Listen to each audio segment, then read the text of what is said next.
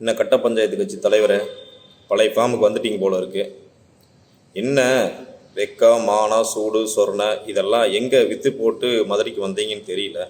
இல்லை எங்காவது அடமானம் வச்சுட்டு வந்திருக்கிறீங்களான்னு தெரியல. அநேகமாக அறிவாலயத்தில் தான் இருக்குன்னு நினைக்கிறேன். ஆமாங்க தலைவரை, நீங்கள் தானே சொன்னீங்க விநாயகரும் முருகனும் அண்ணன் தம்பின்னு சொல்கிறாங்க.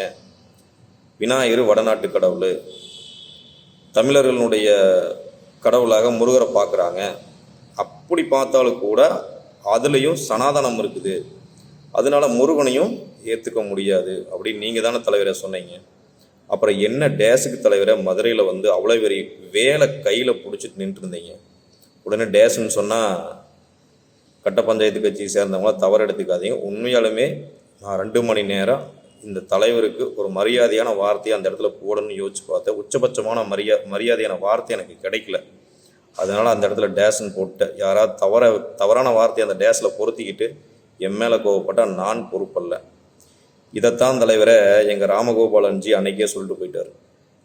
இந்துக்கள் எல்லாம் ஒன்று சேர ஆரம்பிச்சுட்டா ஸ்டாலினும் காவடி எடுப்பார், கனிமொழியும் காவடி எடுப்பார், கருணாநிதியும் காவடி எடுப்பாங்க, முருகனுக்கு மாலை போட்டு பாத யாத்திரை கூட போவாங்கன்னு அன்னைக்கே எங்கள் ராமகோபாலன்ஜி சொல்லிட்டு போயிட்டாரு.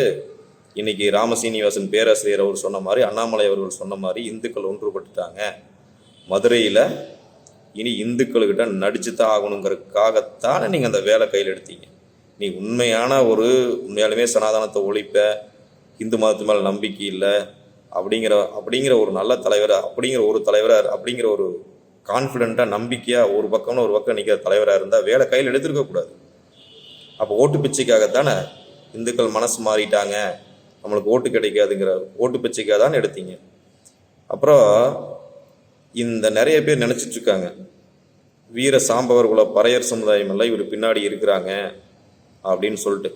அந்த சமுதாய மக்களெல்லாம் யாரும் இவர் பின்னாடி கிடையாது. இவர் பின்னாடி இருக்கிறதுல யார்? கட்ட பஞ்சாயத்து பண்ணுறவன், கொலை பண்ணுறவன், கொள்ளை அடிக்கிறவன், இப்படித்தான் இருக்காங்க. இது நான் ஏதோ சும்மா சொல்லலை. இப்போது நிறைய அரசியல் பொது வாழ்க்கைகளில் நிறையா வழக்கு வாங்குவாங்க. ஆனால் அதிகபட்சமான இந்த கட்சியை சேர்ந்தவங்களுடைய வழக்குகள் எடுத்து பாருங்கள். வழிப்பறி பண்ணினது, கொள்ளை அடித்தது, கட்ட பஞ்சாயத்து பண்ணினது, இந்த மாதிரி வழக்குகள் அதிகமாக இருக்குது. அதனால பறையர் சமுதாய மக்கள் இவர் பின்னாடி இல்லை. 80% முஸ்லீமாகவும் 80% கிறிஸ்தவனாக மாறின அடியாட்கள் தான் இவர் பின்னாடி இருக்கிறாங்க. இன்னைக்கு அதே பறையர் சமுதாய மக்கள் ஒரு நாளைக்கு இந்த கட்சியும் கட்சி தலைவரையும் ஓட துரத்தி அடிக்க போகிறாங்க. பின்னங்கால் பிடரில் அடிக்கிற அளவுக்கு இந்த கட்சியினுடைய தொண்டர்களும் இந்த ரவுடிகளும் இந்த கட்சி தலைவர் ஓடத்தான் போகிறாரு.